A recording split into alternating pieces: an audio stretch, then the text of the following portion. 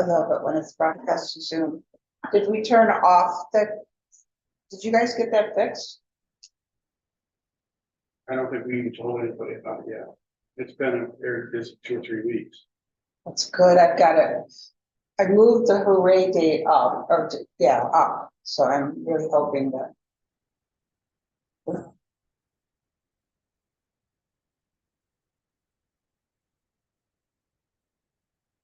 Okay, hi Bob. Hey, Bob. Hello, everybody. Good morning. So the good news is you can hear us. We had some technical difficulties. No problem. Give me a chance to dig out some of my notes, so worked out from my end. So if we like.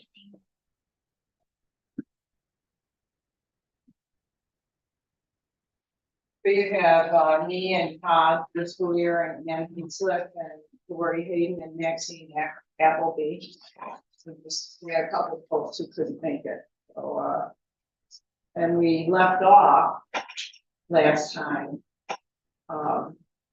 We had finished the chart and the zoning gap assessment, and you wanted to go through the comments, correct?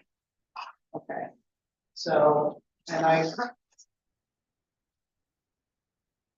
so as far as the committee goes, you want to go through, start going through those comments and then deal with what was sent. Well, what does Bob have on the agenda? Because we kind of took the meeting away from him last week. So where do you want to start? I was kind of following your guys' lead. I wanted to go through that summary sheet that we had, and when we left off last time, we hadn't gone through the individual comments yet. And so that's really where I was going to take things. So can we start with the what we missed comments first? Because some of the other comments are so redundant unless you had put them all together. It's, All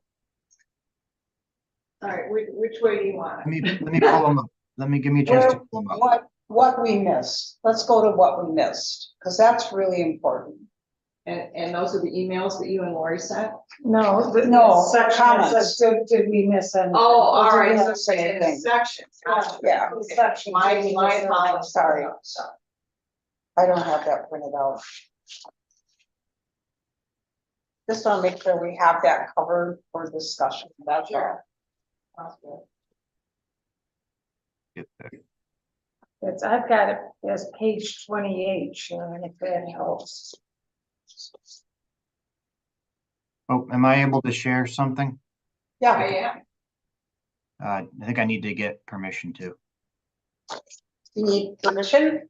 Yeah, it says host disabled participant screen sharing. Yeah, all right, so where do I do that? Under participants?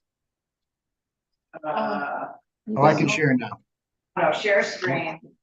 Whatever you did, I can share now. Okay, great. I have no idea what I did. That's great. I'm on the call, Sharon. I'm taking care of it. Oh, thank you.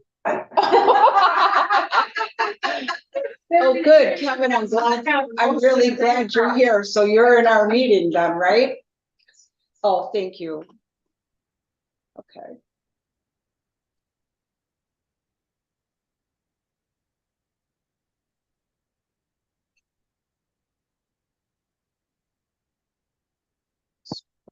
Page 28. All right. Yeah, so just to kind of frame everyone here, we had a board at the end of our sort of gallery of boards at the public meeting that said, did we miss anything? So we asked them a bunch of questions on the previous kind of proposed amendments. And then we also had a kind of a catch-all at the end. Hey, did we miss anything? And this is what the comments that we received.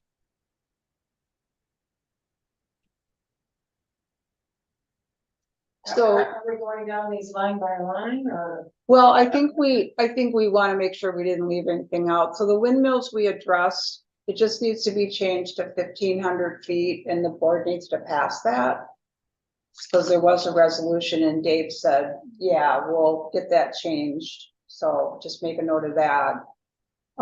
As far as we should not detract from the natural beauty, oh, that's windmills again, okay. Residential should be considered over marinas, should there be a policy about that? I mean, no, you can't really, I mean, the only thing. I was looking at other municipalities and their policies, and I really like this one that they have, which is, anyway, that's something that I think we need to, where are you? 9, page 28, 9. Oh, sorry. Well, Facilitate the siting of water dependent uses and facilities on or adjacent to coastal waters. So that could address that. I don't know how to put that. Right, so I. It's a yeah, policy. I have some discomfort with saying residential should be considered over marinas. I don't know what that means in a global sense. That's the reason we have zoning districts, is to create appropriate areas for residential versus commercial versus industrial Okay. versus natural or conservation. So giving one land use preference over another in a policy document or a code document, I think is a very dangerous thing to do. Okay, I agree. This business about too much leeway for the CEO to make his own interpretation, that came up often, and there's criticism of Kevin, whether he does enforce the code or doesn't enforce the code, and again, I'm not sure that's an issue for LWRP. Well, so what we're doing here is, the basis for what we're doing has an awful lot to do with the fact, and this is the way it was written in the grant, was that we have a zoning code that's subject to broad interpretation. Right. And we need to tighten that up, and rather than blaming the person who interprets it, why don't we go at the problem, which is a zoning code that badly needs to be updated. Right. So does that resolve the issue? Okay. It does in our minds. Yeah. Well, we'll find out when we get to a public meeting. I think a lot of that's always going to be a matter of opinion. Because the nature of the job really is sometimes there is a need for leeway, and sometimes that goes too far. And that's kind of the nature of a code enforcement officer's job. And often his or her decisions are gonna offend somebody, probably on the opposite side of the decision. Yeah. And as well as the decisions that are made by the administrative boards, planning boards and the zoning boards. Right. So, yeah. But yeah, doing this is the farthest thing from utopia, I think you can get, so. All right. A more diverse waterfront advisory committee board. There was a fair amount of criticism of us. Wait, you missed the one about architectural review board. Because we had that, we didn't call it an architectural review board, but we called it a. But there was a lot of negative comments about that in the. Yeah, Right, it says a red dot here, that says a red dot, so they were, people, one person wanted to see one, and someone put a red dot next to it saying that they didn't want to see it. Yeah, my personal opinion is based on what I have heard and discussions I've had, that if we get involved in community standards right now, we might be opening or we could be pouring gasoline on a smoldering fire, and that may be something that we don't want to do right now. Right. I mean, we could do that. If the village wanted to do that at a later date, I think address it then, but I don't feel like an architectural review board and community design standards is going to impact the policies or serve to implement the policies that have been written in this LWRP so far. I think it just creates a whole nother. Yeah. Layer of. Let's take it one step at a time. Right. This is Right. Well, I think, the thing about site plan review is Bobby should review that section, because when I came for a fence application, they wanted me to put in a different fence than a wooden fence. And I'm like, really? Yeah, so How that, can you do that falls into a community design standard, which Right. we don't have. Right, but that's often the case of the planning board. Okay, so that's an educational topic Okay, for the planning board, in my opinion. okay, The answer to that is you don't have community design standards, so you can't tell somebody if they're gonna put up a wooden fence or Chain link a fence. chain link, yeah, or a, you know, composite fence or whatever. but I do think we have some places in the code that. Right, Ian? That address that. We always did weigh in on that, appropriately or not appropriately. Weighed in on it, but we didn't tell, we generally No, didn't tell. we- people. Yeah, no, We there has asked, we been, asked questions about design and what they were Yes. planning, Alright, but we didn't, at least We when I didn't- was on, we we wouldn't didn't weigh in on it. dictate it as a policy. Yeah. Understood. Okay. Got it. The planning board can make suggestions, not, Yeah. there should, but not must, you know. Right. So that, and I think we talked about last time removing that as a task, the design guidelines, right? So Yes, that goes hand in hand with that. You know, you can't, there's no sense in having an architectural review board if you don't have design standards. So take that right out. right. All right, so now on to the online comments. Well, wait, So these, so, wait, the diverse. Wow.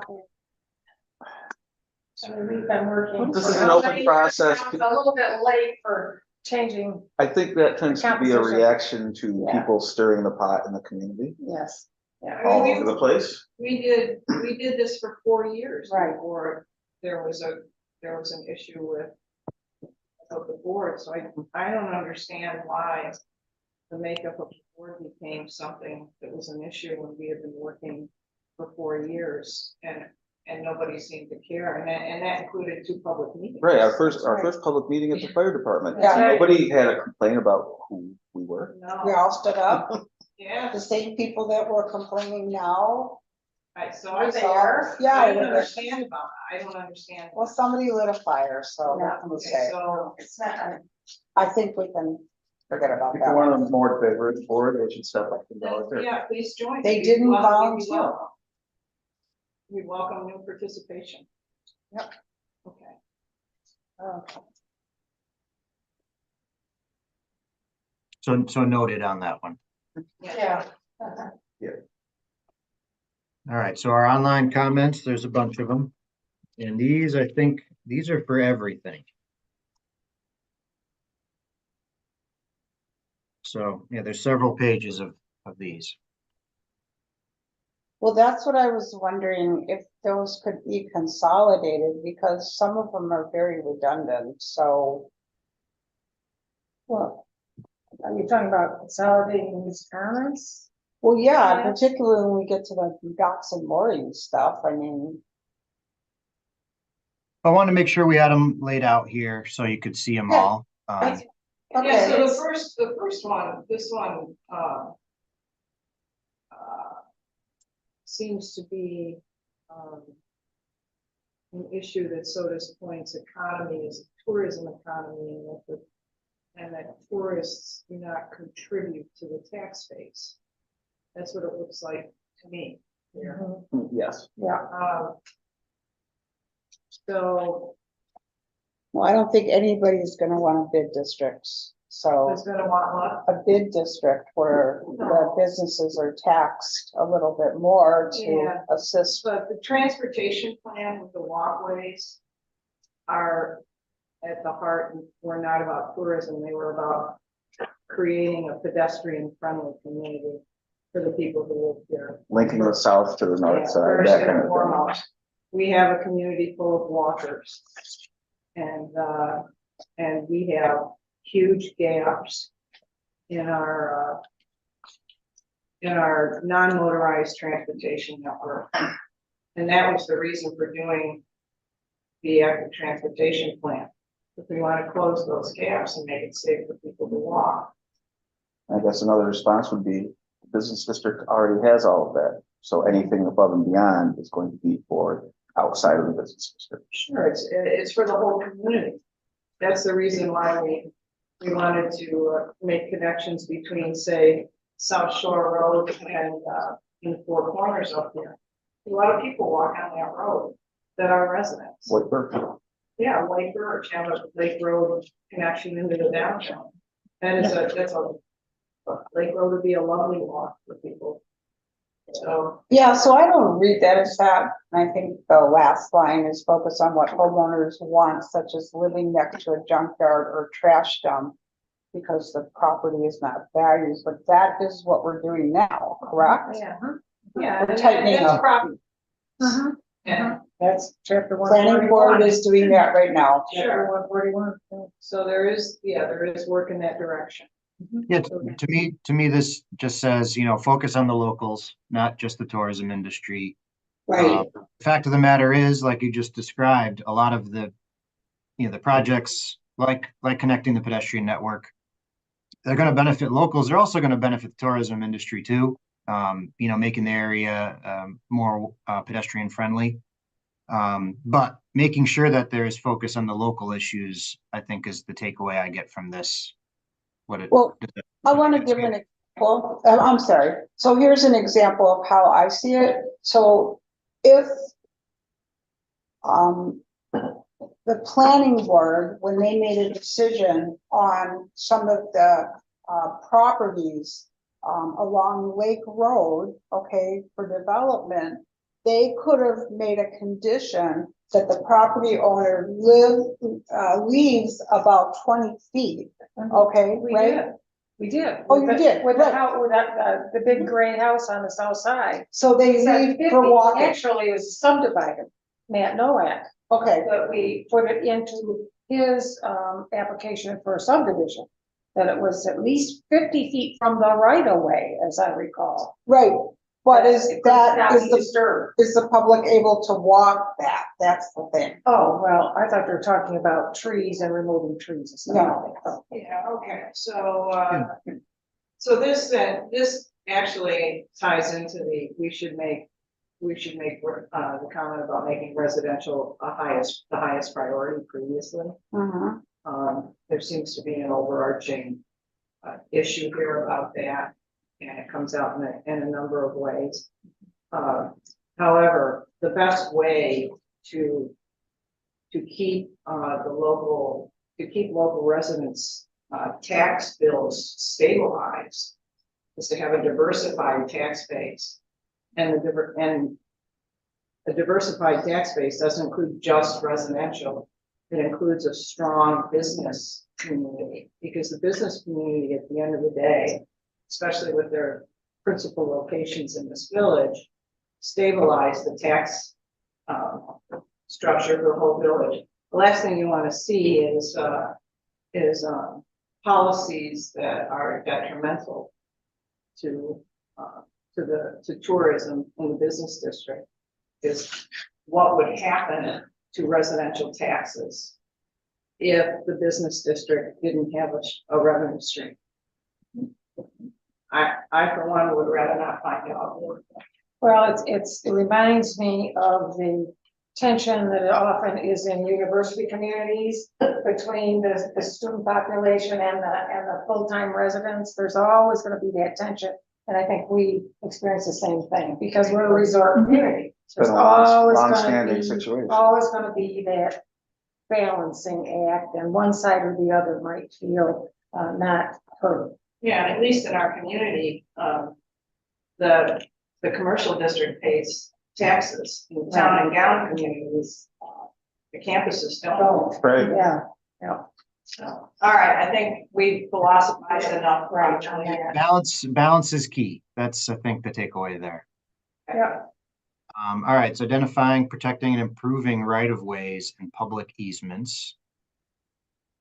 I think we addressed that in policy, Yeah. right? Yeah, We're gonna it's write in a our- policy it's in on our that. We policies. can't. And we got a 15 like, 5 dislikes, so that's a 3-1. Yep. All right, this next looks to be an issue about property maintenance. And that's chapter 141. That's under discussion now. All right, so we're good with that. Mhm.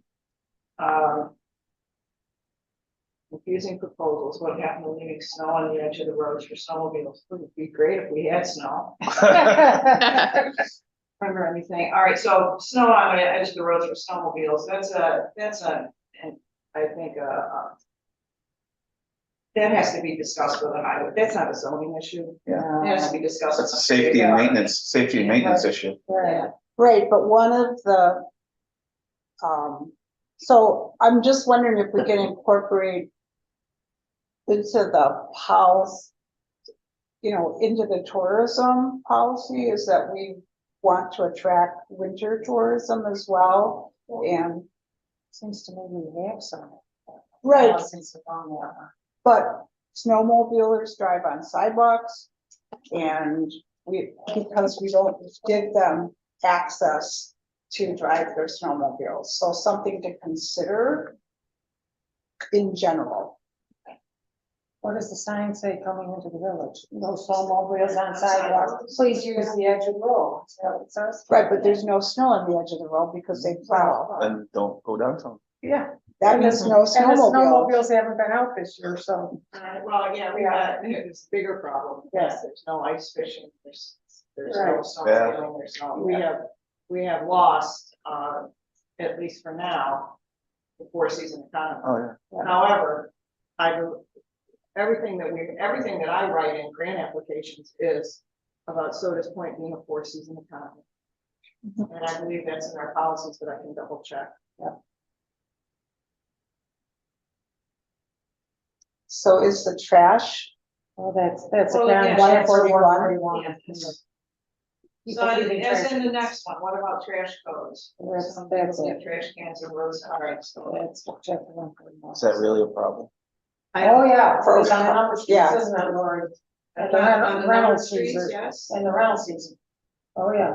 If the renters leave and leave mounds of trash out by the road, and nobody, even after the trash companies come, nobody, no landlord or anyone is there to come and take care of things. Okay, so that's an issue that needs to be addressed, in the section of the code that deals with short-term rentals. And correct? property And maintenance. property. Yeah. That the landlord, we always wanted to put the onus on the landlord to make sure that that's taken care of. That's a short-term rental issue, Yeah. not a operations issue. Maintenance issue. we're all too old for the next one. All right, so this is. Well, so and- we can work with you, what about all the public meetings that we've held? Exactly.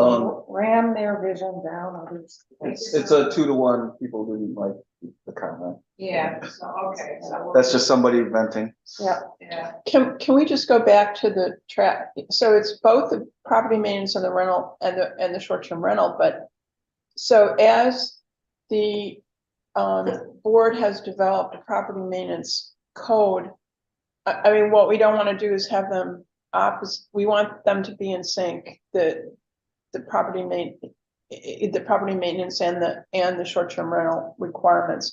So how do we ensure that both groups are on the same wavelength?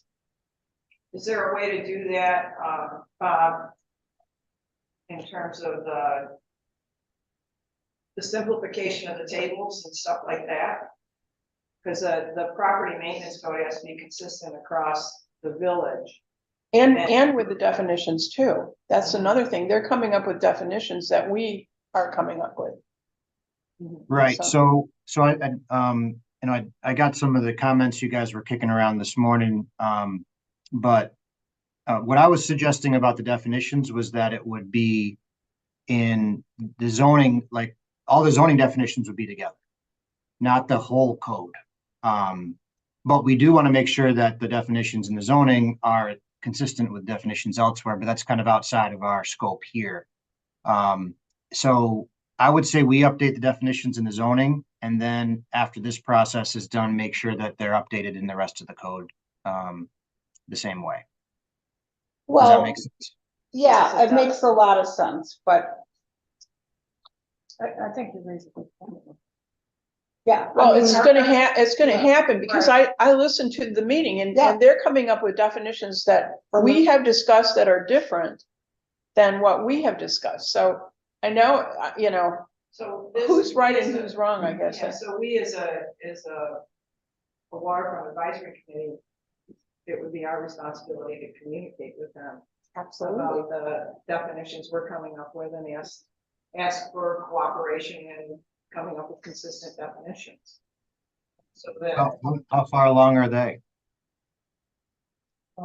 They've had several meetings, haven't they, Lori? Wow. Yeah, I mean, but this whole, that project was started during COVID, Yeah, before COVID, actually. so is this And so they've, been kicking this around for quite some time. I don't, I know that people are anxious because of things like trash and all that stuff, but they've changed. I haven't seen the draft. I mean, they have not Can we get made, a copy? they have not made the draft public for, but I would think that we should be able to ask for it. I think, Yeah. Because we haven't actually done the updated definitions yet. So like, if they've already started, let's start with what they've got, and then we don't have to come up with something completely different and have to put them together. well, I think what That's a concerns great me, idea. Yeah, I think what concerns me most is the village board is the one that needs to approve the, chapter 141. And so I think there should be a standard, and I think it should come from the master plan, which is our committee. And I'm just concerned that the village board is gonna approve something for marine equipment definition when a lot of our comments address that in a different way. So is it possible that we can ask Bruce that the master plan comes up with the definitions for the code book and that, I think that's. well, no, because they're gonna go to the village board before us and it's gonna be adopted. yeah, And we won't be Exactly. able to change it. Well, let's just talk to the mayor about the process then. And make sure that. before Yeah, it gets make sure that adopted. yeah, and talk to Bruce and Yeah. just make sure that what we're all doing is consistent. Yes. Get a look at their work, Everybody, yeah, everybody's gonna, I'm sure. have a chance to weigh in on it. Be okay with that. That I can't. Yeah, and just for semantics purposes, the master plan, the comprehensive plan for the village really wouldn't get into that level of detail. It's the zoning update part of the LWRP that does. But that's really where that conflict that you mentioned would be. So if we can, get access to their recommendations now, be able to make comment, and then be able to incorporate that into our zoning revisions, I think that's the best outcome to prevent conflict. I think that's a great idea. If they could ask us to make our comments. I think that's an excellent idea. Okay. So who wants to reach out to Bruce? I mean. Yeah. Dan? You You- want to be. I Planning don't board feel chair. I'm as up to date as I should be. I mean, You've been attending. our board that initiated the chapter 41, but a lot of iterations have occurred. I think Lori's more up to date Yeah. than I am. Lori and I have both been attending, but I think Okay. Lori All right, would be you guys. better. Okay, I can ask Bruce. All right, so. All right, so let's see, next one. Oh, there it is. Oh, I'm not sure Don't know how to react to that either. how to, About concrete Oh, I, patios. Are we, No, are we on 4 or 6? right, I think the point they were trying to make is that, I mean, after seeing some discussion on Facebook, I think we already addressed that, okay? An Airbnb is not a Boarding house. right, and it's not A bed and a breakfast. bed and breakfast, right? So we've addressed that. Yeah, okay. All right, and the other part of it was, we addressed the issue, the difference between a mooring and an anchoring. Yeah. Right. Yeah. Short-term anchor. Yes. Right, All right, so what about trash codes? We've done that, okay. This Okay, is about, so either work with ram division down there. Okay, I think we've addressed that. Specifications for concrete patios are not addressed in current code. Okay, this comes from the, conflict over concrete patios are considered landscaping as opposed to decks, which are considered an additional structure. And so that has raised some issues. Laura, you would know this too.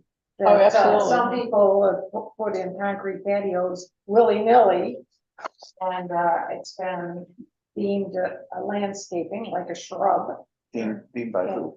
by the boards and by the CEO. And I think that's what this is. Yeah, an example of that is down on Wickham Boulevard where Steve, what's his name, raised his whole front and backyard up. Using soil and then, you know, and it drains down on either side, but, so. Well, and We were that's- unable to address anything having to do with landscaping, that, you know, the zoning board was unable, and the same on Second Street, on the corner of Second Street in Wickham. They built that huge patio right up to the edge of the right of way, and there was nothing we could do about it. Same with the striped house on Greg Street here. All the I stonework disagree on the with the streets mentality are, that there's nothing we can do about it. I think the That boards was- sometimes are unwilling to. that was an interpretation of the Of Kevin. old CEO. code, Yeah, that is considered landscaping and not a structure. Are concrete pads, in the listed definition?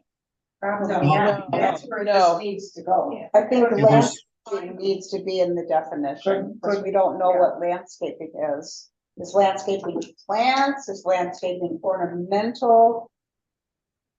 Patios are not even mentioned in the zoning code anywhere currently. Concrete. concrete, yeah. Any patios. Decks are, but not concrete. Yes. All right, so we need to add a definition for a concrete patio. And excuse me, is there a definition in the zoning code for landscaping? No. I think that's why it was so Do you have easy. access to other codes that may have well-defined, well-articulated definitions for landscaping? I can look, that's a pretty broad definition. But we should eliminate concrete patios as, and give them their own definition and not include them in a definition for landscape. Well, And that also, not just patios, but concrete structures, because again, we ran into that with the striped house on Greg Street, that he wanted these small, wall type things, which again, with the loose interpretation, was a landscaping feature, not a structure. Right. right, but So we got boxed in on that one too. right, but the way we could describe what a concrete patio is, but when it comes before the board, what if I want to put a concrete patio on the side of my house? I don't need to come before the board to do that unless I have a setback issue, okay? Well, no, you don't even have to come if, there's Right, no there's setback no- requirement. That's the whole point. Oh, so it's a There's no set, setback requirements for concrete. oh, so that is the issue, is that there's no setback requirement. Well, So you can, yes. you can you can do a concrete patio and you probably don't even need a permit, right? Right. And you can do it as close to your neighbor's yard as you want, and you can create any kind of drainage problems that you want with an impervious surface. But if you did that patio on the same footprint, and let's say you did it with tracks, even though, and it was lower than ground, then you can build a permit and an area variance. right, and So setbacks. there's subtle difference there. Okay, Bob, are you getting that? It should be the same. The setback requirement should apply to Yeah, concrete yeah. you know, and concrete is not landscaping. So that the definition has to be clear on that it's still a structure or, you know, So does that apply to asphalt too? Yeah. well, No, No, because. no, that would be driveway. asphalt, you're not gonna, you know, you're not gonna build a bad patio on asphalt, but you can add if Well, there's, you could build a patio on it with asphalt, but how hot would it be in the summer? Well, that's an Well, issue. That's a bio. So, yeah, so is a deck or a patio already defined in the zoning law? A patio is not. A deck is. I don't see deck's not in here either. So we need to define a deck and patio. And a patio can be made out of a number of things, including concrete. Well, I don't think we have to get that detailed, right? yeah, Um, you do, because, okay. because it can, and it's come up a number of times that, you know, that unless you define it, then, and, you know, a deck right now is wooden and it has nothing to do with concrete and people have built concrete right up to the line. I can think of 3 places right off the top of my head where they built right up to the line. And as long as it's under the requirement for height, then they don't have to get anything. So, And it's creating stormwater problems in the neighboring Yeah. property. Yes. Well, well, it may, yes, it may. It may. yes. And then there's, So that's the issue, right? It's causing problems in the neighbor. It could cause problems to the neighboring property and they're not needing a permit to do it. well, yeah, and I mean, I think in the situation in Wickham, he was denied a front porch. And so because he was denied a front porch, he decided to bring in soil. And he raised the front of his house and then he put blocks all around, not all around, but it caused each individual property owner on both sides to have water in their yards. Right. And he did the same thing in his backyard. He His did the s- backyard is exactly the same way. There's no, it's just soil, but it's 3 feet higher than everybody else on either side. Yeah. So it's impervious surface on one property that doesn't require any sort of permits, causing stormwater problems on neighboring properties because the water's got nowhere to go. well, yes, that's a problem, causing stormwater problem, but I think the issue is more precisely a setback issue. You know, that. It should be that's- applied uniformly. Exactly, it's a setback issue. Now, what it may cause drainage problems, but it may cause other problems too. If we don't include this in setback requirement. So I don't think we have to tie it entirely to drainage. For example, back to our friend with the striped house, this comes right up to the sidewalk. That's probably not a drainage issue, but it's a setback issue as far as I'm concerned. So how would that be enforced? Would they have to, if they're gonna do a concrete patio, they have to come before the board? Sure, just like they would for a deck. Well, how would Why not? Kevin even know? Because Well, you can't go out and do a stop work order when the concrete truck is there. As hell can. Oh, yeah. Why not? Yeah. I mean, Okay. it would be listed in the requirements for permits Yeah, it's and not, the application process. Okay. yeah, it's not a secret that we're dating the zoning code. Been very good about making that known to the public. The zoning code will also be, the update will also be presented to the public, so everybody's gonna know what the changes are and the chances are. Okay, Okay, so have we beat that enough? I just want to bring up the issue again, that we shouldn't restrict it to concrete patios. Somehow we need to talk about other structures that are concrete that in the past have been deemed landscaping. And that's again, our friend with the striped house, those little pony walls or whatever you call them, ended up being determined to be landscaping, not a fence. Our sheds, So Sheds are- somehow we need to add that to our concrete patio definition. Yeah, It's- he actually built a wall. It was a wall Was a that wall. was called landscaping. I can send you a picture of it, Bob, so it gives you a better idea. Sometimes pictures are more helpful. I don't pick on one person. No, What about all the I'm not concrete? interested in picking on, I'm just interested in illustrating what Example, it is yeah. that, you know, in terms of the setback and what is considered landscape. Okay, right, That's okay, all. yeah, I don't, yeah. and Well, this is, this will help to clarify, I think, the issue. Right. okay. Right. I mean, And I just think one, all the one, concrete structures in the back of the houses for the flooding, Sure. that's the same thing, There's a concrete wall. right? Right. one last thing to be a little devil's advocate on this issue. Just because where I live, you know, there are a lot of old properties that were around before zoning, so there's a number of sheds and garages that go right to the property line just because the properties are so small.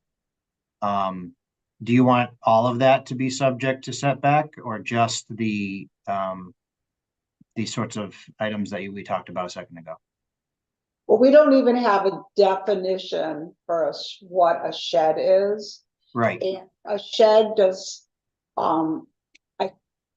in a couple situations, sheds have been built very close to water.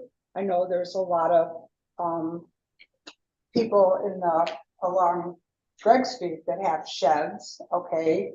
So I think number one, we need a definition of what a shed is. And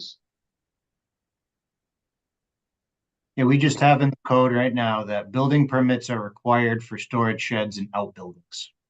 Yeah, and that's not unusual. And setback. It's the only thing. That, no, So Yeah, oh, really a little absolutely. it did when I was on the board. Yeah, it does. Yeah. Absolutely. oh, so they got a variance to put those things on the They water? must have. Well, it depends how old they are, but I know that the sheds that that the zoning has approved is, and there were variance requests. So Yeah. you've got a 25-foot setback. When we have a definition of accessory building in the code. So I Yeah. think shed is just more specific than accessory building. Is there a definition for shed in there? Or is it No. just? Scroll down, let me scroll down to the S's. So, No, so we don't, yeah, storage shed, right? Would it be? One it's just accessory building is the only storage set and outbuildings, that's 40. 140. Yeah, it's, yeah. All it says is that it's required. The building permit's required. Is there a height requirement? Nope. There's a height requirement for, based on your, in the table. So, What about sheds that, getting back to, some of the comments that we heard at the last meeting, what about sheds that would, carry, you know, that would have wholesale, merchandise in there, in an LWRP, for example? Will we treat that differently? Are you talking about an accessory building? Accessory In an building, LCR district? I mean, in the LCR district, I'm sorry. My cuckoo brain. No, that's all right. So we talked about having, definitions universally consistent across different districts, right? So the answer is correct, I guess would be yes. Okay. Okay. I noted a lot of things there. It sounds like there's a desire to have setbacks enforced for more things than there is now. Including patios, decks, sheds, any structures, right? Well, so I'll be a little bit of a devil's advocate here.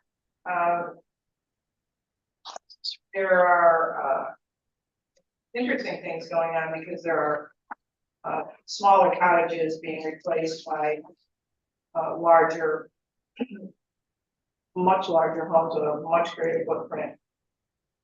Sometimes on more than one lot, and that seems to be the, I don't know, the trajectory the last 20 years or so. And in those particular instances, when the original footprint of the structures is gone, and the original lovely character of the community as a small cottage community also goes with it, definitely then setbacks need to be enforced. But there are small lots with, and these original footprints, perhaps with the original accessory buildings, it feels punitive to enforce setbacks on that footprint, on that historical footprint. But if the footprint changes substantially, then yeah. I mean, am I explaining myself pretty well? So I have a house that was a cottage that had a couple of additions to it. And it was built in the 50s and 60s, and so I guess in the 70s and the 80s, the two additions were put on before I bought. And then there was a detached garage next to it. And to the other side, there are some issues with, I can't interrupt the view. So I tore down my old garage before it fell down and I put up a new one. And with the same 4-foot setback, and everything's the same footprint. If I had been forced to do something else, I'd probably still be arguing with my neighbors. You know what I mean? Because it's the original historical footprint. So, and it's still the same character of the community up there. So I don't know how we marry the two, but those are the things that I see are going on. And sometimes I think that the tension between what was and what is become and what the community is becoming drives a lot of this stuff. And I admittedly don't know how to deal with smoothing that tension over. But it's there. And I agree with you. And just if I could offer kind of my thought and why I was asking about the stormwater impacts is because that's an easier sell. When you're impacting your neighbor's property, you know, that is a clear sign that the setback needs to be enforced or something needs to take action. But if there's no impact, it's a harder bar to clear for that. Does that make sense? Of course. So I think if we can tie it to some impact on neighbor's property, I think that's a clearer, in my opinion, easier solution for code enforcement and the planning board to kind of point to say, hey, your concrete patio is going to result in stormwater problems on the neighbor's property. You need to abide by the setback. Versus if it's not, if it's concaved into in the interior part of the property or something like that, then that issue is resolved. We flip back to Yeah, patios, because right. we're really on sheds now. We're really on sheds. except- That was just an example. It's everything, you know, that's why I tied it to all these issues that are encroaching on the setback, sheds and patios, right? That's why we're talking about it, right? Yeah, so fundamentally, zoning codes are there to protect adjacent property owners, to protect property values from things that Nuisance and damage. would cause nuisances or reduce the value of the property because of that. Right, I mean, I think it would be good to have a review of what do I want to say, applications that came before the zoning board for a variance, a setback variance, because that's generally why and what gets approved, and that goes with the land, or yeah, it goes with the land, to justify changing some of the setbacks. Kevin, are you on? No. So you know, one of the reasons, another one of the reasons we're doing this is that there's a disproportionate number of variance applications, and that is a signal that the zoning code is out of touch with what needs to be happening. It's, Right, so I think a review maybe with the zoning board chair on what the number of applications come before the board and what the problems are for the board when they get these applications. Because really, I think if we do an assessment of the village, I think we'll find 50% of the properties in the village have variances. well, No, they have variances. because Yeah, we have, exactly. we have a lot of small lots. Right, But anyway, again, the disproportionate number of variances is because it's one of the reasons why we're doing this. right, but we just said we weren't gonna address setbacks. We did? I thought that's what we said. Oh, okay, good. No, Sorry. Go ahead. no, I'm just trying to strike a balance between historical footprints and. But I'm trying to find it, but I think that if you are going to build in the same footprint, you don't have to request a variance. You can go ahead and rebuild. Right. Yeah, as long as you meet, and I guess, I don't know about the height requirement, but I would even say that it would, if you replace something, you can replace it in exactly as it was, yeah. Including sheds or. Yeah, accessory structures. And going back to sheds, we do have this in the code. And it probably should be clarified or redefined. 190.18, an enclosed utility building for the storage of lawn and garden equipment not exceeding 100 square feet of floor area or more than 12 feet in height may be erected behind the rear building line of any dwelling, not closer than 5 feet to any rear or side set line or set lot line, provided that such building shall not be used for any home occupation or commercial use. Well, that's pretty clear. Yeah, That's So pretty there's clear. a setback right there. right, And you said that's 190 what? 190-18. I don't think, No, I don't think I don't boards have ever that. It would, look at It's that. on the code that's currently on the village website. 190-15? 18. 18. no, Oh, it I'm says, sorry, yeah, no, It's right here, right? it's 14, sorry, 190, okay. 15, 15? sorry. I get it right eventually, 15. All right. So that's the definition we want to use for shed. And setback for such That's structures. Yes, It's pretty that seems clear. reasonable. That's good. That's a good, that was good, but no one considers that, so that's great. Maybe it's in the wrong section. Wait, I It's in don't, zoning. What can I Just say? gotta have a board that's gonna look at it all. are you sure that's 190-15? Because I've got compliance with minimum average density. Yep. Okay, That's the Yard part. restrictions. It's the last, enclosed utility building. it's the last one. So maybe Yeah. just adding, slash sheds or quotation marks sheds. Well, and it says not exceeding 100 square feet of floor area, so that's another issue that, yeah. But I still think it'd be a good idea if we strengthen the definition of shed, because what appears to be used instead is accessory building. And maybe. Well, we have need to both say, definitions. Yeah.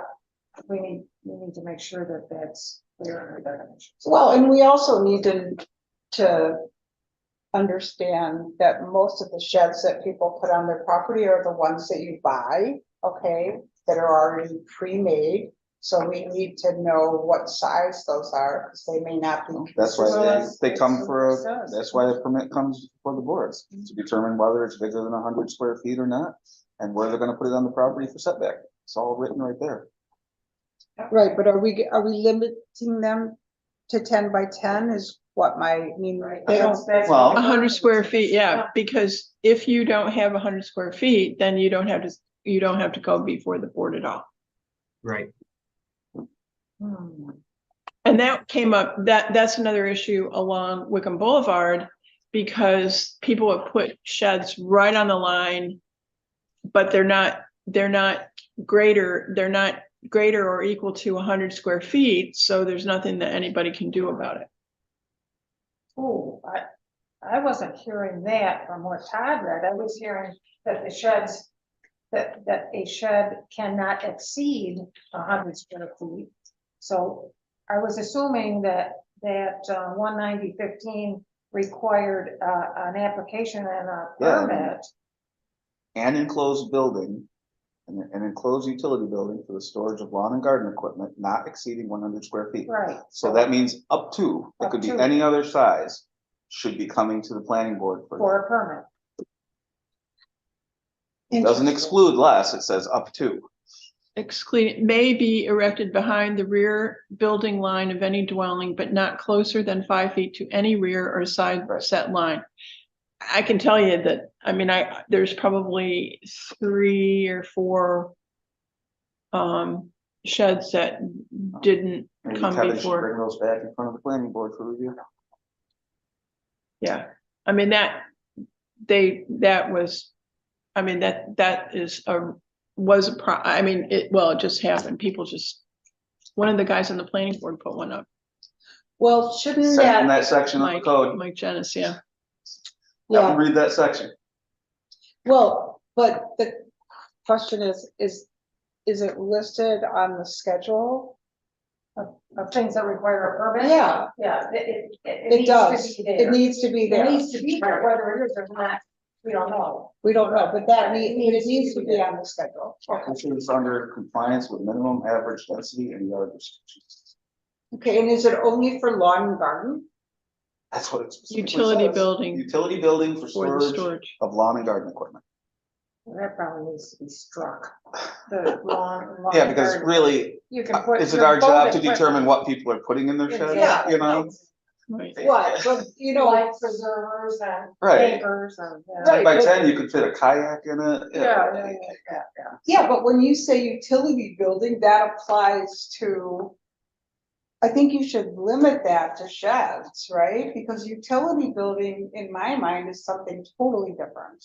Like a boathouse? Yeah, Oh, dear. no, utility building to me is a metal pole barn. But doesn't that say Doesn't accessory necessarily limit structure? it to that. Doesn't it say accessory? Well, there's a structure? different definition. Oh, dear. Okay, Back to the definitions. Needs to be definitions, said. okay, move onward. All right.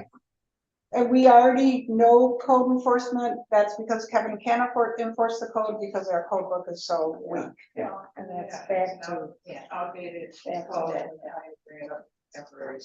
Right. Noted. We got a lot more to go. Move along. Okay, number 9 is kind of the same thing, critical of us.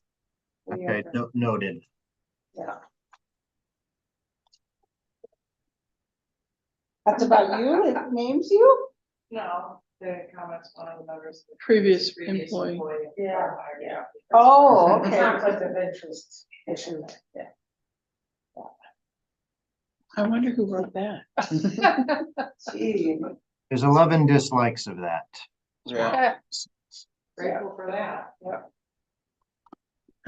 Okay, LCR, yeah. So Yeah, I'm not sure it needs to be in the table, probably, but at the same time, I've pointed this out many times. There's a great definition of LCR in the code. It just isn't being used when applications come for. exactly, Variances. and that is Or in special the permits. section that has the lists of what's permitted in each zone and not, whatever that There list is a is. great description of limited commercial residential district. Well, yeah, but on the list is that one great big fat loophole that says, or other retail and wholesale business operations as needed, or something like Well, that. that's where the planning board should go to the definition and point that out and use that as a guiding force. That, there you are, Lori, right there. Yeah. No, on your right hand.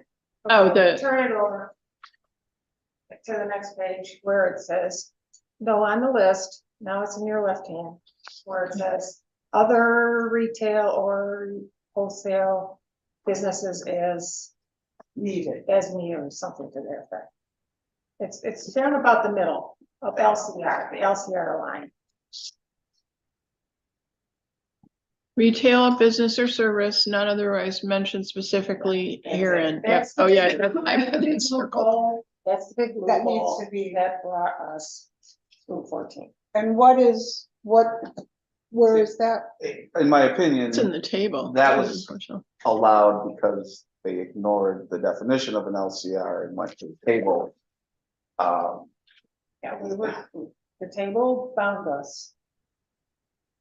Yeah, the definition before that is limited commercial residential allows multiple use of dwellings in areas on major thoroughfares along with various low-intensity uses such as small retail shops, crafts, professional offices, personal services, and home occupations. It's very precise, you know.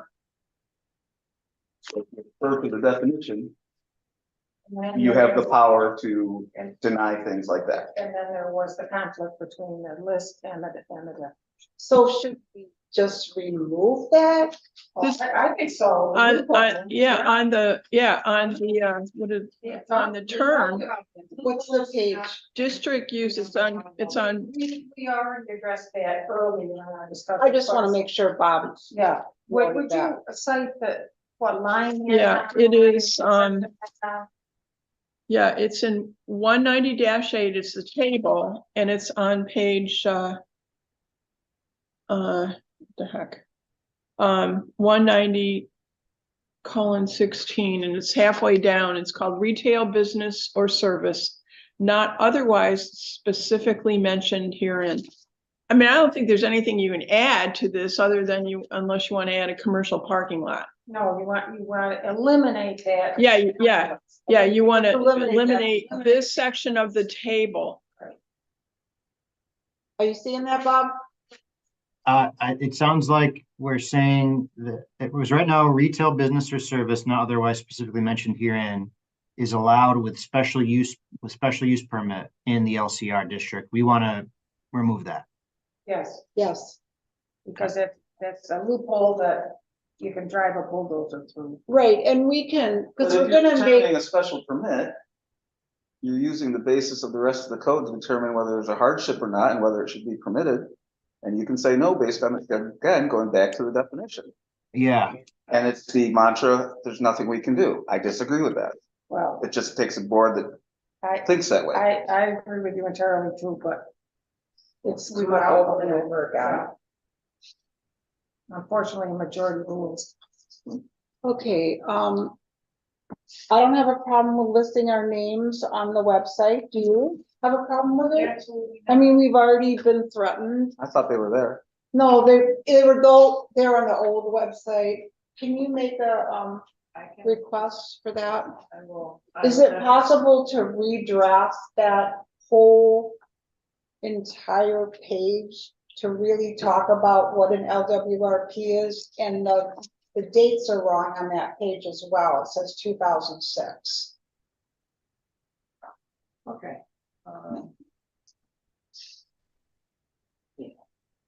I mean, we've already been to the police about our threats from the last go around, so we don't have a problem. Yeah, they said there was nothing I could do. Nothing we can Because you do. weren't physically threat. Right, exactly. It didn't rise to the level.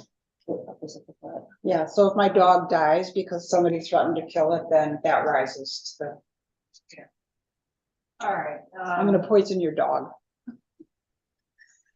It's unfortunate.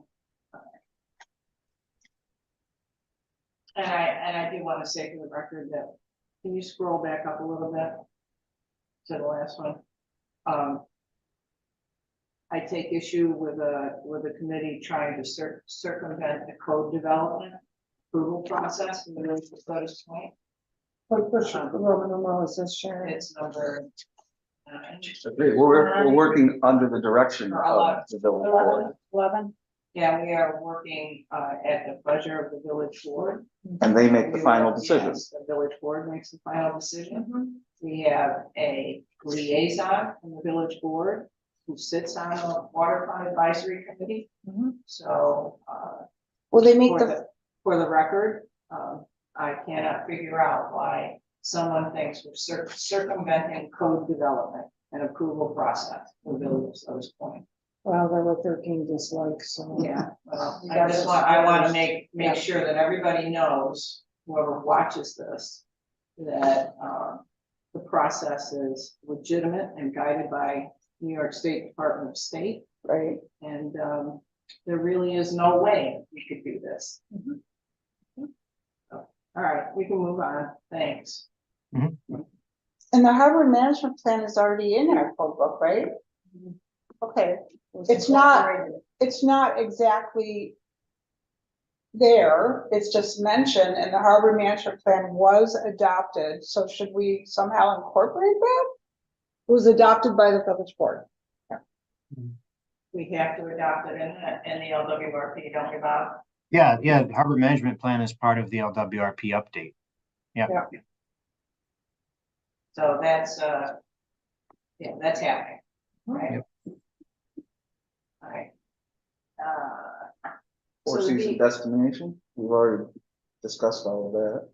What about the beach? All right, so the beach management plan, and this is according to Valeria, and I need to get this to you, Bob, but, the beach management plan really has to be under the list of projects. Okay. So I'll make a note of that. She told me that any infrastructure or project management plans have to be included in the list of projects. Okay. Yeah, send that over to me when you get a chance. The beach management plan was adopted by the village board when the first draft was approved. Now, we've since, we've honed it and created more things, because it's a living document, but, but it was approved by the village board when the dune was implemented.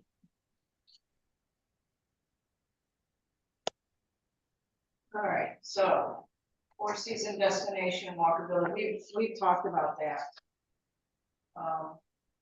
So is that one of our policies that we are a Four Seasons destination, right? That's That's the in, goal. that is in But the unfortunately, we're LWRP. missing the kind of weather that allows us to be a four season destination. Right, but I just think in terms of ice and snow removal, all these things, we should strive to become a Four Seasons destination. I agree. Okay, so how do we kind of, Snow and ice removal, that's up to the mayor and the board telling the public works department to do it. That doesn't need to be policy, that's just That's management. management, yeah, okay, do your job. I wrote that. Sorry. Good guess.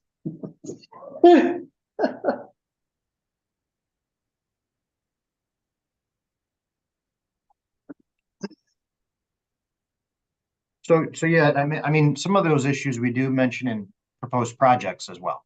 So some of it, as you noted, is just sort of management issues, and some we've increased walkability a lot in proposed projects.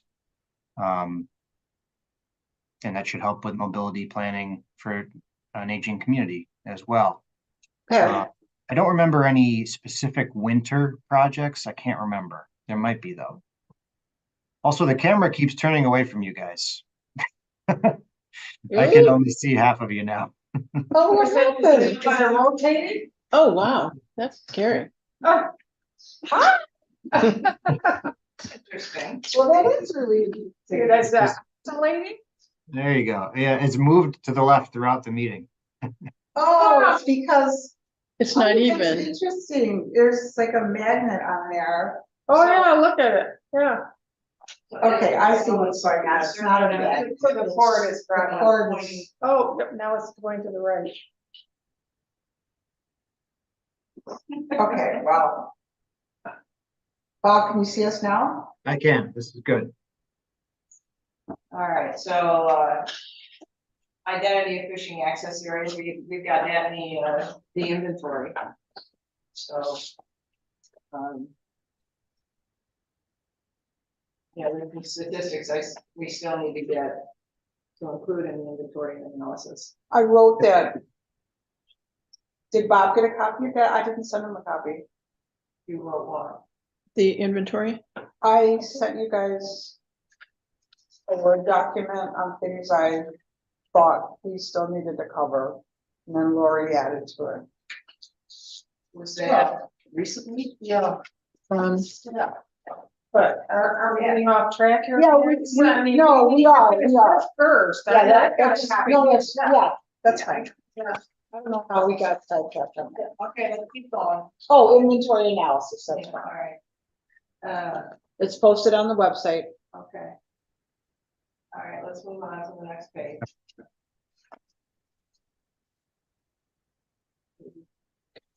Okay. I miss drainage. Yes. We have people that moved into the village, changing elevation. Okay. We talked a little bit about this.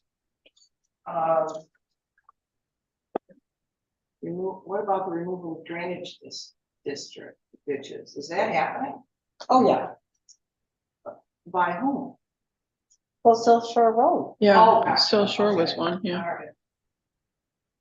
But as far as properties that are being raised that impacts the flooding of neighbors, that happens all over because of the new FEMA standards.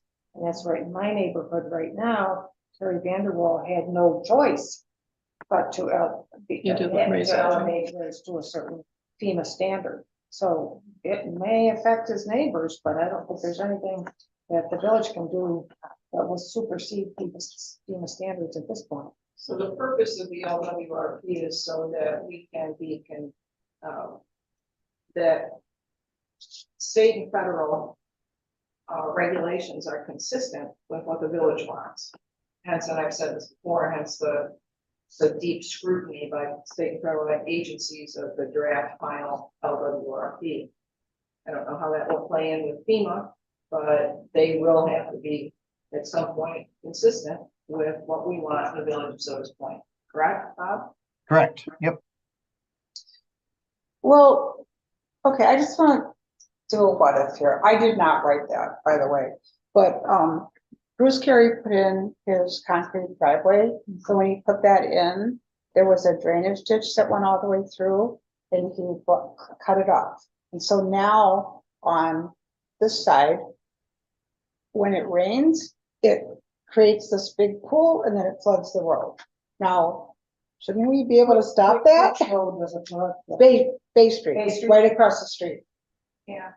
Yeah, that was part of the original discussion when we were talking about some of the issues that are causing, that we are doing as a community, that are exacerbating flooding problems. And that included deforestation and impervious surfaces on neighboring properties, which we've had a conversation about already. So I'm not sure, I'm not sure how to address that other than some sort of drainage overlay district or something like that. Well, Yeah, we I said- was gonna say, you could, you could change the threshold for what triggers a stormwater pollution prevention plan. And then if someone's proposing to elevate their driveway, that kicks off the need for a study to say, all right, this is where the water's gonna go now. What measures need to be put in place to make sure there aren't negative impacts on neighbors? Yeah, but a SWIP has, that is already defined by the DEC, isn't it? Yeah, can we override the 1 acre requirement from DEC?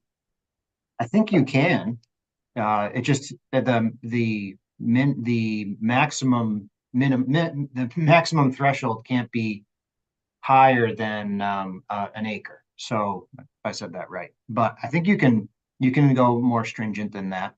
This is becoming a real issue. Yeah. And the best way to identify it is before it gets built. And then they can put measures in to allow them to have their driveway, but in a way that doesn't negatively impact neighbors with stormwater.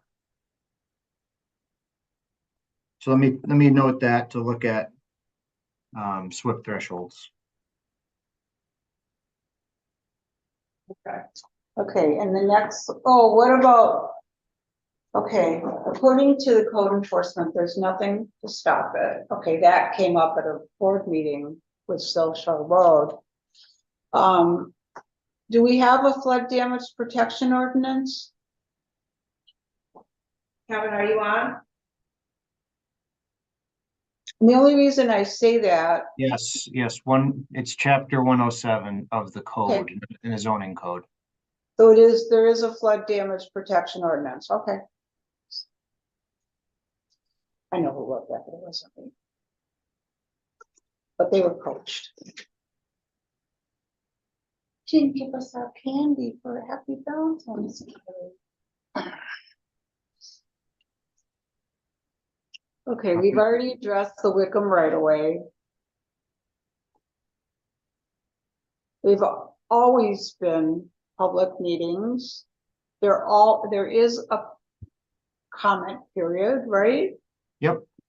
Okay, Yeah, there'll be a couple of them too, because there'll be a comment period, that's triggered by the public hearing for the adoption of the zoning code, but there's also gonna be a comment period under seeker. right. Both of them are gonna require probably public hearings. And there's another public meeting that has to be held. Okay, and I think we addressed dumpsters and storage units, right? Right? Well, we didn't talk specifically about dumpsters. And you don't want a dumpster sitting there for a year, right? But that's again, I think part of that's 141. 141. Okay, all right. Okay, so next page. Yeah. Are we making fun of them? Okay, here we go. Yep. All right, so we have talked about the trash problem with short-term rentals, right? And that also was addressed in, chapter 141. Property line. Okay, so we can keep going on that one. Okay, The plan, this is a key point, board. All right, so we've talked about the enforcement of the existing code. Oh, this is the whole thing again. Like-minded people, petty individuals. Turning into the, okay. I don't know, that those are personal attacks. Attacks, yeah. Yes, they are. So I'd like to keep this professional in terms of what we are, of what we're proposing. And, No, I think we should make it clear that when reviewing the public comments, we've considered all the public comments. well, we're doing it right now Yes, in an open public forum. yes. So I'm not sure what, okay, so let's just keep going. There's a document posted. I'm sorry. There's a document posted on the village website, meeting from August. We'll need to copy and paste into a browser. All right, I'm not sure. The meeting in August there was a meeting in August, 2022. 3 years which was the ago. public information. We need to copy and paste into a browser.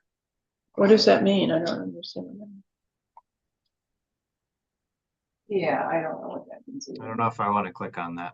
Don't do that because fixing in it needs focus. All right, so yeah, so that's what we're focusing on. Doesn't fix anything existing. What are the real problems, not the layering of new code going to be fixed? We're not adding new code necessarily, We're we're trying to fix updating. the code, update it. Yeah. Parking strategy makes sense to be treated here. All right, so there's a parallel effort going on right now for the implementation of the parking plan that was done by the Genesee Transportation Council. Nobody's ramming a road overhaul. It needs an activity and focus of its own. That's exactly what we're doing. So, Being addressed. And so the parking study has been adopted by the village, so should that? Has it been adopted? yeah, and it's being implemented. This upcoming Sure. season, I knew that. I didn't know if the Yeah, formal so that- adoption would occur. So that's a That's parallel being thing. done. We don't need to just deal with that in the zoning code. Agreed. The current code is not construction. Yeah, we have. We've several. addressed that. Right, we Addressed have that, yeah. All of the proposed codes are do not have consistent enforcement with consequences also for not. Okay, we have talked about enforcement issues. I would like to see the beach area maintained beyond 3rd Street during the summer months. It is difficult to walk that area due to all the washed up debris. Is there do property lines go all the way to the mean high water mark after Third Street? After Third Street, they go, most of them do go to there's 11 of them from the west of Third Street that go to the mean high water line. And that is a county issue for the few places that are left from Third Street on, that don't go to the high water line. So the county goes to Third Street because that is their requirement. So and we're addressing that within the beach. Well, yeah, management plan. it's a county park, the village. Yeah, it is. Can Yeah, ask, we work with, but- we work with the county to request certain things, but they do what, I mean, they don't have to. You And know, But I think my guess is they're receptive and if they're not, we can work with our elected officials to Yeah, deal. Yeah, they're with very- it. Especially now very- that you have Scott on the county Yeah, board. Scott. he's living here. And, Does he my live in the village? experience. does he live in the village? He's soon, Soon, yeah, he's moving into his house. the Okay. next couple Oh, weeks. Scott, Yeah, I'm Scott sorry. Johnson.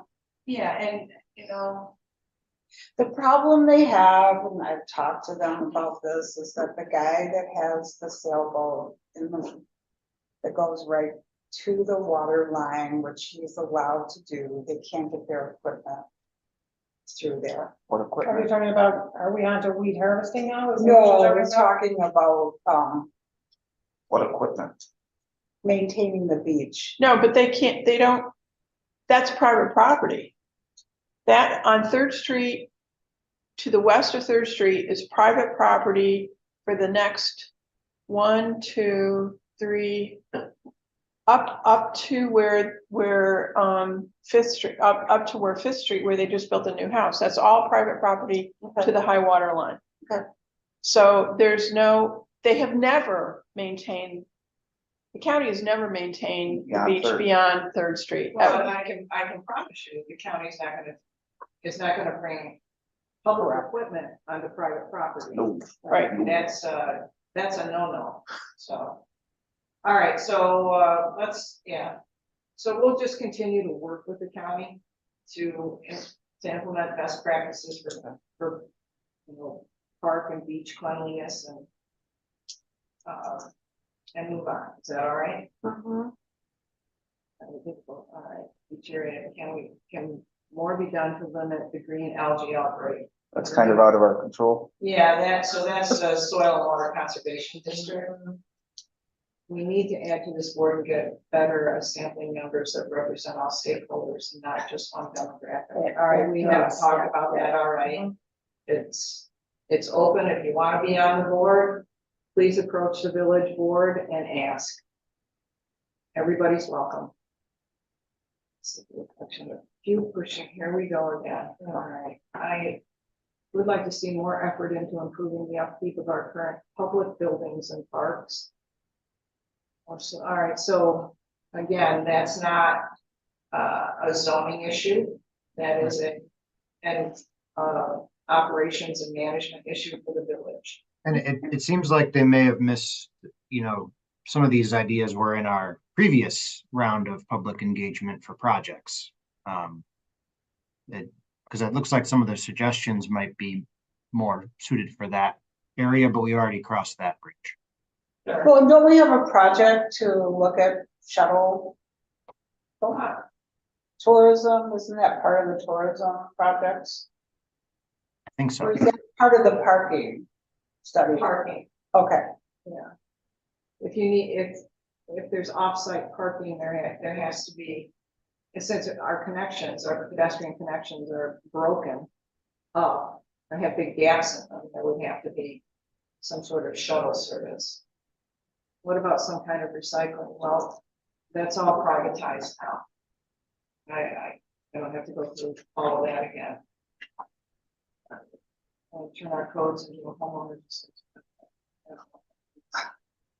There should have been an overlay map provided for the proposed zoning changes. Specifically explained here. So we're. We haven't done them yet. Yeah, I mean, the purpose was to get a comment and. Was this one of yours? No, I actually did not write that, believe it or not. I am, We can't, that is, we can't update the zoning code until we know where the gaps exist and what the public wants in terms of addressing issues that the zoning code does not address. So that was the purpose of this. this was comments on the section about overlay districts. Okay, Okay, these are about being too old. okay, well, I'm grateful I'm old. Okay, Means I'm on the right side of the grass. Above ground and breathing oxygen. And volunteering. Mhm. Yeah, how about that? Yeah. How about that? Properties and trash. Okay, so we have talked about this. And that's property maintenance law. Yeah, and this keeps coming up over and over and over again. And it seems to be rising to the top as the biggest problem so far. Well, and then also I think the whole, when we talk about stormwater, we've got a section on stormwater, right? I mean, people are leaving, or they're raking their leaves into the drains, which is ridiculous. Okay. I did not write that either. All right, so we've addressed that for one. So Yeah. now let's go down to survey feedback. The next No, one. survey. So these are folks' opinion on the proposed amendments online. So 22 people do not want definitions for waterfront, marine equipment storage, marine warehouse, and marijuana dispensary. Why would we not have definitions for that? Well, people were allowed to come in over and over again. Okay, so but 33 support it. Right. Okay, that's a majority. All right. Bed and breakfast boarding house should be updated to reflect the prevalence of Airbnb rental locations. Okay. We addressed that. All right. We have addressed that. Describe natural areas. I think that's important. And that is majority support that. Establish historic and environmental overlay districts. I don't know why you have to be against something like that, but. Yeah, so, yeah, and That doesn't make any that's sense.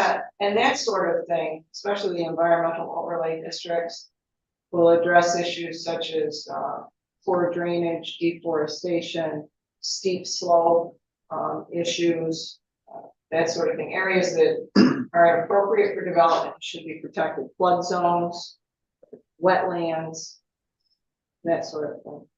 And the historic and significant issue is under the state law now, and I can't remember the acronym for it, yeah.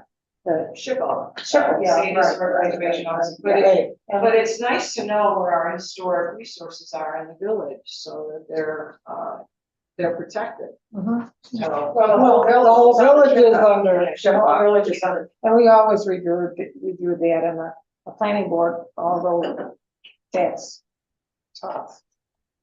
It is tough, but the website is pretty easy and it keeps track of the other projects that have come through, so, the CRIS system? yeah. Yeah, what is it? CRIS. CRIS. Cultural resource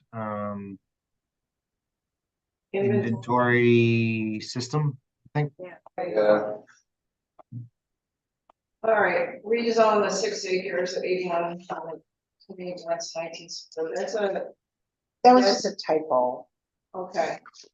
Yeah, that's in the heart of a residential area.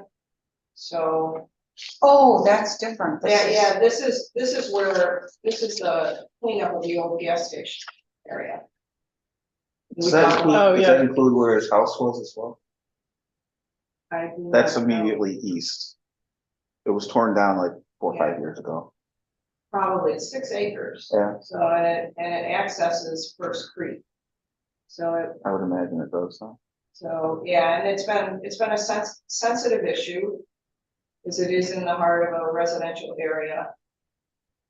But it may or may not be suitable for some sort of passive access to First Creek. Mixed So, opinion on the responses. Excuse me? Mixed opinion on the responses as well. Yeah. Yeah, I mean, Given the lack of green space for that the village owns on the south side of the village, I like the idea. yeah, I always like open space to be something that is preserved, especially in an area that that is directly adjacent to one of the principal tributaries to Sodus Bay. So even if it just remains quiet open space, it serves a purpose. okay, It serves a strong water quality purpose. right. Okay. We zone the 4.25 acres of land owned to industrial. Well, that's where Mark Jones Park is. Right, that was just a typo. It was Right. industrial. It was supposed to be. Public institutional. Yeah, Yeah. public, institutional. Do we have a conservation or a natural? Because it's a park. It's a park, right? But we don't have, on our zoning map, we don't have, we don't We don't have have parks. conservation or parks. No, I don't think so, no. I don't think so. That seems to be a. It might be under as public institutional. I That's what think I put that on the list that we needed to add to our inventory analysis that we've never done before. Insert clear language regarding the protection of open space and natural areas in the village. Again, very, and strong support there. Very important. Open space and natural areas are extremely important with regard to protection of water quality. If we don't have water quality, we don't have an economy. To reflect the current uses. That's also update definition language to be reflective of current uses. 14 against, 16 no opinion, 31 support. That's a strong support. That's just the use table. Yeah. Identify districts in which marine storage and warehouses will be permitted. 34 against, 5 no opinion, 25 support. Interesting. Well, the They next, should not, yeah, I mean, I don't think they should be permitted in residential districts, so why wouldn't we identify where marine storage and warehouses will be permitted? The tricky one comes in LCR. That's the Okay. one that's been abused. well, Not this is, residential, but LCR. this is where a policy might come in, facilitate the siting of water dependent uses and facilities on or adjacent to coastal waters. We don't have that, but I pulled some policies out of other LWRPs from coastal communities. And I thought that one was really good one. And maintain and where appropriate, expand water dependent recreational facilities. So that gets back to what we talked about. What is water dependent uses? Do we need to update that? And what is, yeah, I'll just leave this for you, Sharon. That refers to waterfront areas. When we're talking about redefining or tightening the definition of LCR, LCR properties are not necessarily waterfront properties, but still the definition of LCR needs to be tightened severely. Okay. There's some really good policies in there.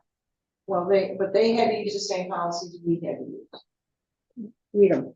Okay, but they did have to use the same ones we use. The state policies are state policy consistent across all LWRPs, right? Correct. Yeah, that's chapter 3. But you can add your own, and some of those they added their own. Okay, gotcha. All right, identify districts in which marijuana dispensaries will be permitted. Well. Isn't that up to the board? Yeah. And it would be what? Well, any zoning changes, yeah. This would end up the tables. The use Oh, tables. right, use Right. tables, right, All I right, think so, we did discuss that before. right. mhm. All right, well, it's 22 against, 14 have no opinion, 28 support. We probably should identify them, and then if districts where where they will be permitted, and then during the public review process, if that is not something that the public wants, we'll just take it out. Yep. All right, That was my, how that would go. okay. Create a section that provides construction standards for parcels adjacent to valued village use sheds. What does that mean? What does that mean? Height restrictions? And how do we define the valued village use sheds, right? Because there's very few places that you can go in this village where there isn't a beautiful view of the water. So Bob, what was Q11? As, how did, yeah, what am I saying? I can't say it. I think the question there is, where are the sensitive, visual receptors? Is it only in the public right of way everywhere? Is it personal property? Those are the questions you got to answer when you put visual restrictions on development. Is from where are the sensitive view sheds? Where are the people having those views from? It's a lot easier to enforce if they're all public than private. But we would need to establish that. I think we struggled with that in the previous meeting. Yeah, this is like defining a noise ordinance. I mean, it's basically the same thing, and it's nearly impossible, I think, to define these view sheds, and as well as it's impossible to define a noise ordinance. I mean, how do you do it? Well, the view Well, sheds are, it's not impossible if you're the immediate neighbor. Right. Then it becomes right, Well, but then very it's, sensitive. yeah, and then do you deal with,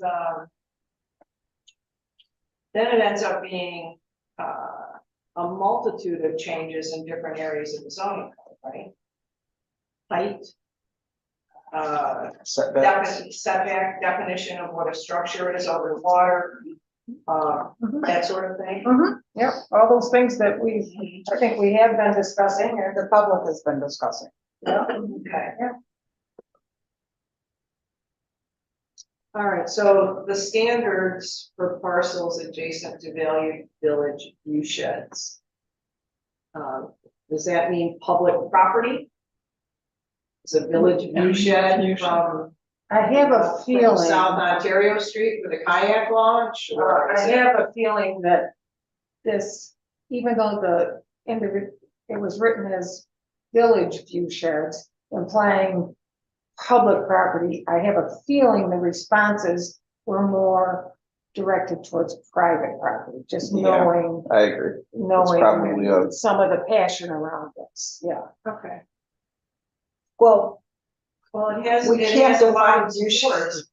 Yeah, it has a lot of support, but didn't we have in the LWRP already the view sheds? that we think is I know we have significant? discussed it, I'm not sure. I think, yeah.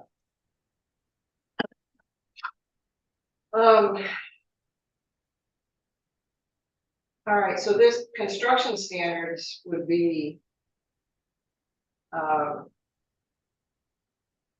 height. Yeah, uh, height, visible, and then opacity of tall Mhm. structures. Okay, well, this section is the majority support it, so we better address it.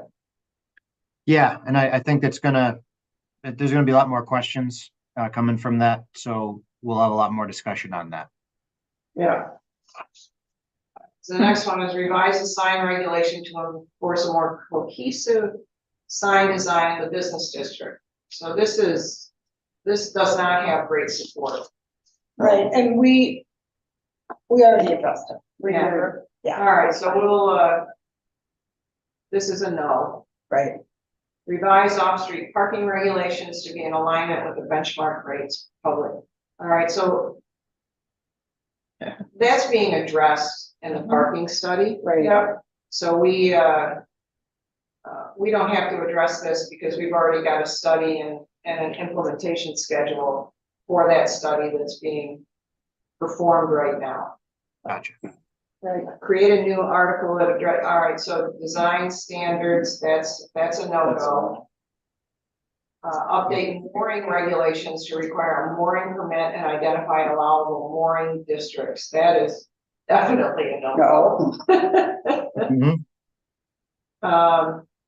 Implement the Sodus Point parking improvement plan, we're doing that already. Sorry, That's all right, that's it. all right. Okay, I think we should just spend a moment on that, conclusion. Just gonna go down a little bit, Bob, to the paragraph of it. Where, I'm sorry, Go Okay, back. yeah. go back. Yeah, right there, survey respondents, because this is kind of a general, conclusion.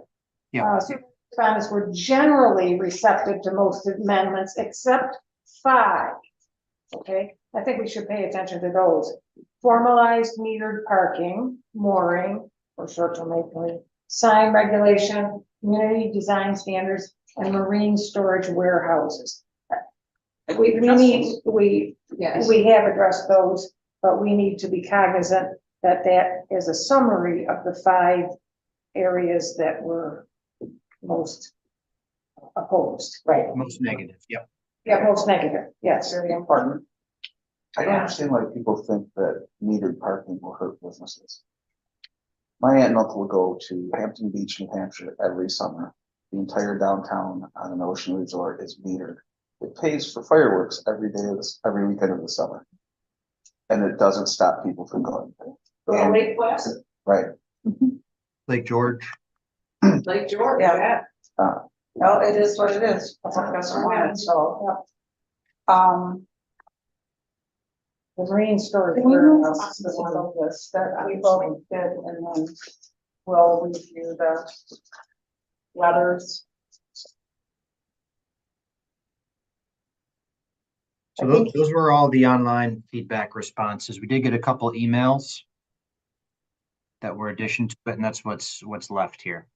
Yeah, Okay, and so, I know where those emails came from. all right, so I've got his letter. do you have a time constraint, Bob? I really got to get out by 12:30, but Okay, all Yeah, right, so do I. I'm looking at All right, Charlie. so- Can we go through the list of things Yes. that, so the LWRP post-meeting thoughts, that's mine.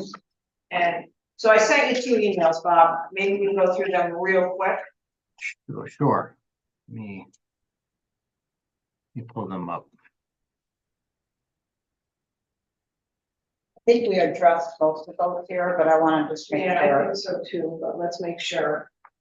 Belts and suspenders approach never hurts.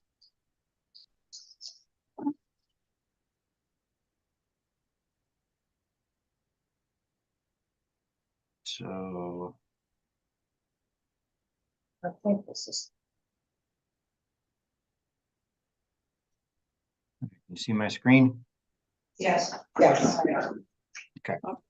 So, Oh, inventory analysis, right.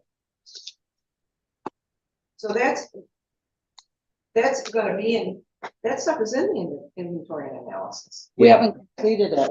Oh, no, that's something that, Needs to be assigned. RV campgrounds are not in the inventory, neither are electric charging stations.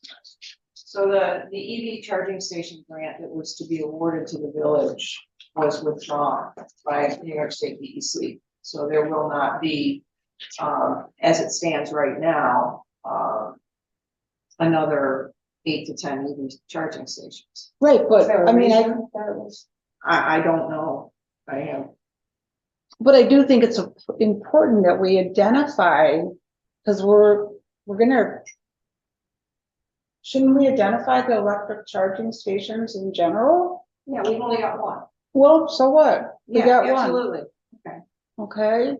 RV campgrounds, we have a new KOA campground in the village. Where is that? The one that's west of White Birch. Okay. And then we have, that would not be in the village. The Yeah. village stops at White Birch. oh, Yeah, okay, well, we have 2 campgrounds then. Bruce Carey's and White Birch. Well, what about, the marina? Yeah, and the Sodus Marina has campground. campgrounds too. Do we not have campgrounds now? I don't remember. No, No, we don't. we don't. Yeah. We also don't have transient docks. Not yet, but we're studying it. That needs to be looked at, right? We have a grant, we're evaluating different sites right now.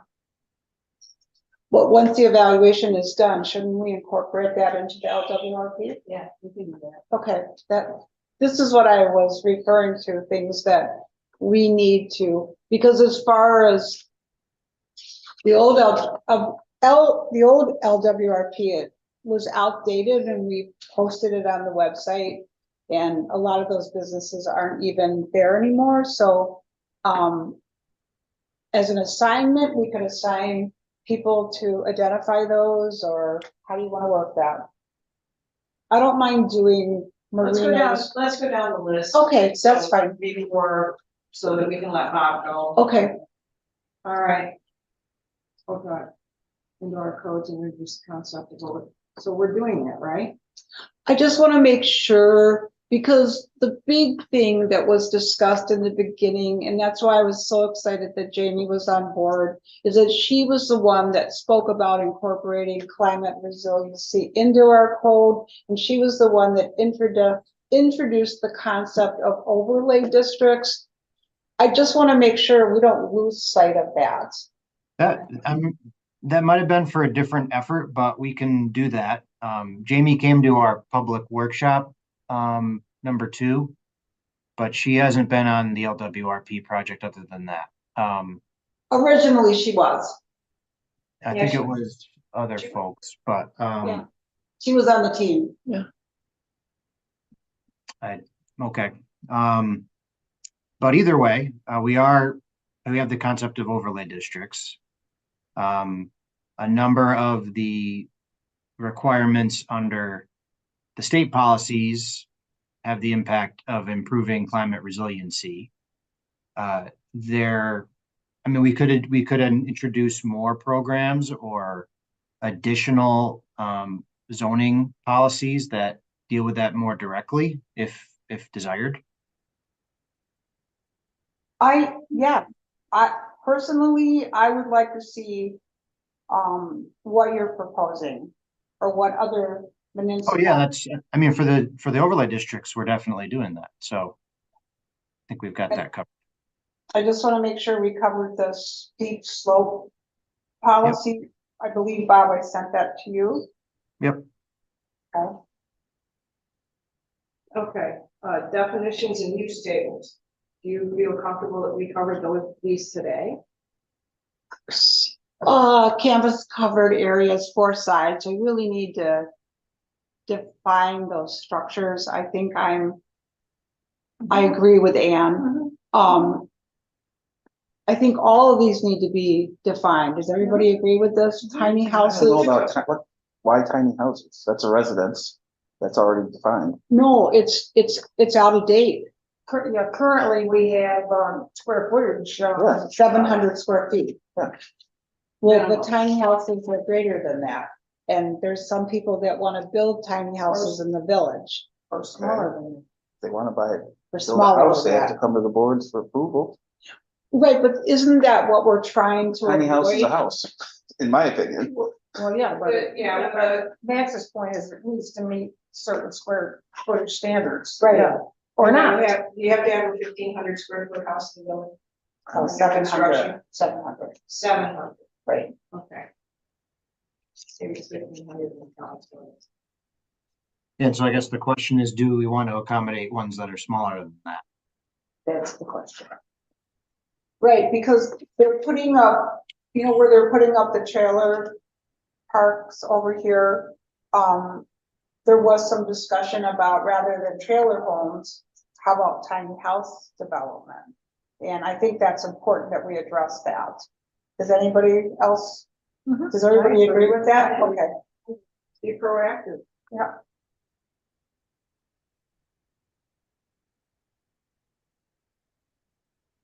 And then I think we addressed everything else. We're gonna try to get together with the planning board.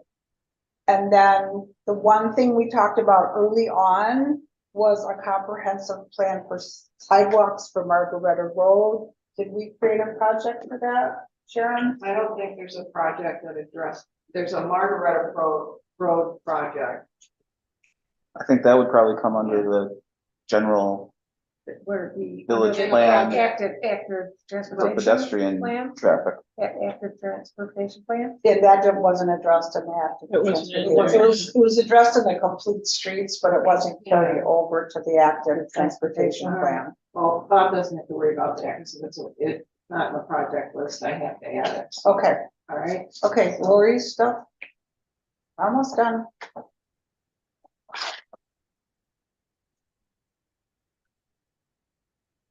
Okay. Can you guys see my screen? Yep. Yep.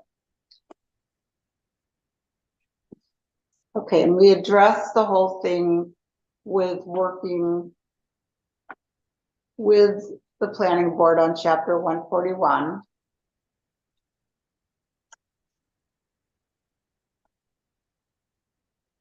And then Lori talks about superstructures. Yeah, that's the whole boathouse thing, yeah.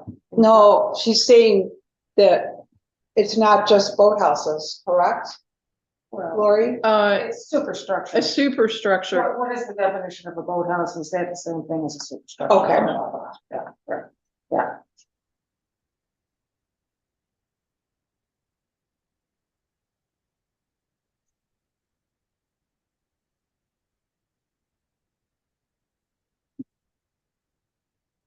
Where are we? Well, I think what Lori, code enforcement, you're saying that the penalties, isn't that something the board decides? The penalties for failure to meet. Yeah. Do we incorporate that into chapter 190? Or isn't there another section in It's the another- code book? I can't remember. I think there's something in that code. Yeah, so there is a penalty section. Where is it? Yes. Zoning. Okay. So we need to bring Make sure that that's consistent with our proposed changes. yes. Yeah, 19062 talks about the code enforcement officer, but,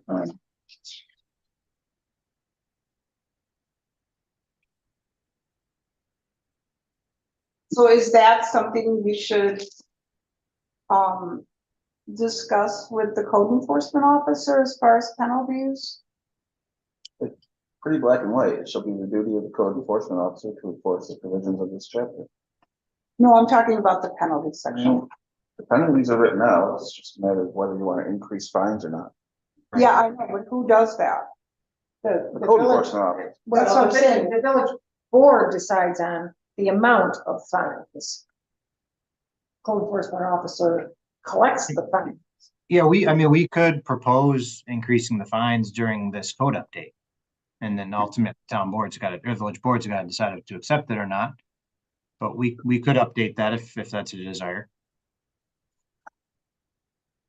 Well, if you want to propose something, I think we need enforcement of it before we start raising penalties. Okay, But That- that's that- part of the issue.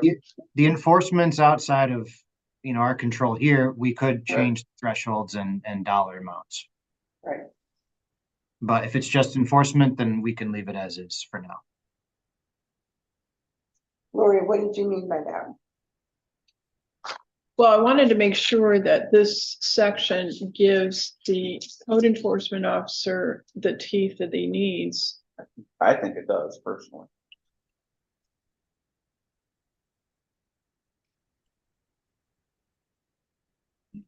Okay, we talked about setbacks.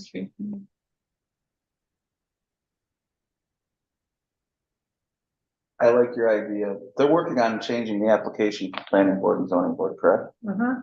That's something that we Because discussed. it wasn't on setback information, the reason for the hardship was never on the application. Right. And I always ask for it, for their hardship, but I don't think that always happens. In fact, I think it probably rarely happens. The Yeah, that's reason true. for the And it's hardship stated. is on the application, Is it but now? Kevin fills it in.